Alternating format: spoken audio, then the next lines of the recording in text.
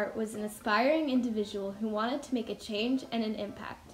Amelia was known for encouraging women to stand up to the constricting social norms and strive towards new opportunities.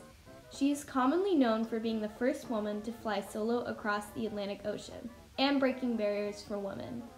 Amelia's accomplishments, especially her Atlantic journey, was impactful because she was always compared to Charles Lindbergh, the first man to non-stop fly across the Atlantic the year before.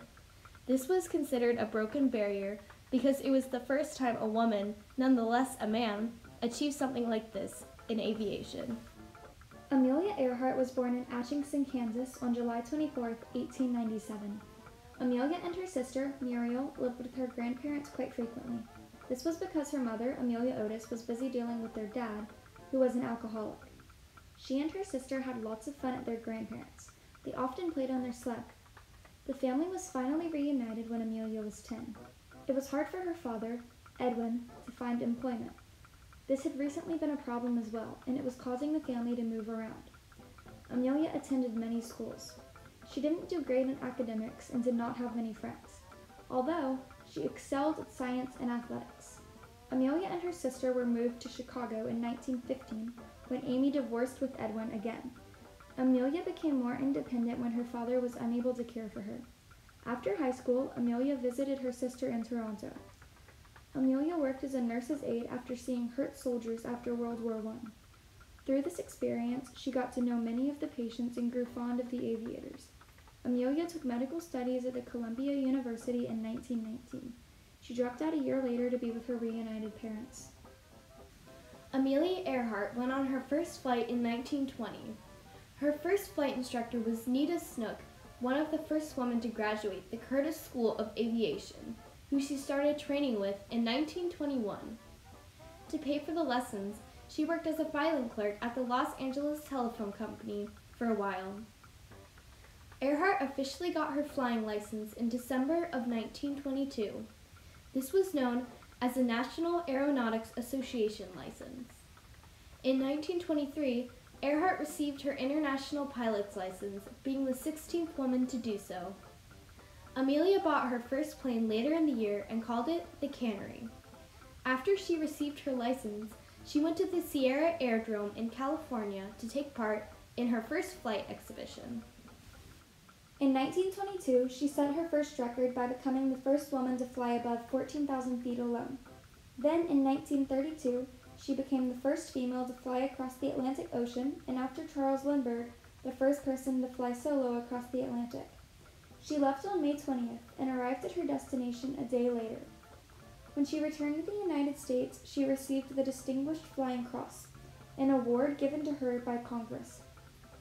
She was the first woman to receive this reward. Later the same year, Amelia made a non-stop flight across the United States, which made her the first woman to do this. In this flight, she started in Los Angeles, then later landed in New Jersey. This resulted in her becoming the first person to fly solo to the United States from Hawaii. Amelia was always looking for opportunities to encourage women in the field of aviation. In 1929, Earhart placed third in the All-Women's Air Derby. This inspired her to create the 99s, a female pilot organization to empower young women. This organization continues to exist and represent female pilots around the world. Nita Snook was also one of the pioneering women in the age of breaking barriers for women in the aviation field. She was the one who taught Earhart how to fly, and her achievements can be overlooked at times. Snook was a flight instructor at California's Kinner Field in 1920, when Snook had already been flying for 4 years. Snook met Earhart later that year in December and was pleased by her eagerness to fly, her knowledge, and optimism, and began working with Earhart in January. Over the years of the two flying together, they became quite close and fond of each other. They often had philosophical conversations. Even their disagreements were remembered fondly. Amelia was mentioned many times in Snook's autobiography, I Taught Amelia to Fly, and brought up the times she shared with Earhart. Years later, on January 26, 1929, Earhart wrote a letter to Snook regarding the old times they had shared together. She explains in her letter that she hopes they cross paths in the future, and she hopes to hear from her again soon. Nita Snook Snook left the field of aviation in 1922 after getting married to William Southern. Snook had already been retired when Earhart disappeared and never got to reminisce about the old days with Earhart. On November 10, 1936, Earhart wrote a letter to President Franklin Roosevelt about her world flight that she was planning. She was asking him for help to use his Navy so she could refuel her plane over Midway Island. She said that she was planning on flying in March. She said there was a problem with the jump westward from Honolulu. The distance there to Tokyo was 3,900 miles. She was discussing with the Navy to possibly refuel her plane in the air right over the island. Amelia said that she was in a land plane. The seaplane facilities at Wake, Guam, and others would be of no use to her. She said that some new seaplanes are currently being created for use by the Navy, and they will be taken by boat to Hawaii. She said that she wanted to practice refueling operations in the air over San Diego with one of these aircrafts. She said the Navy has been getting so progressive and it's pioneering that a project like this, she adds, even involving a mere woman, may catch the eyes of the Navy's personnel. She is doing the flight for the sole reason of her wanting to, and she feels that women now and then have to do things to show what women can do. Amelia Earhart went on her flight around the world on June 1st of 1937. This was her second time attempting to fly across the globe and become one of the first pilots to do this. On this mission, she flew with her navigator, Fred Noonan. They flew from North America to South America to Africa to Asia, and after they stopped in New Guinea, they went to Howland Island. This was the last place they were seen alive. Many criticized this flight and claimed it was an impulsive joyride because the rescue mission cost taxpayers millions of dollars that even President Roosevelt had to get involved in. It was on July 2nd when they reported it to the United States Coast Guard that they were low on fuel.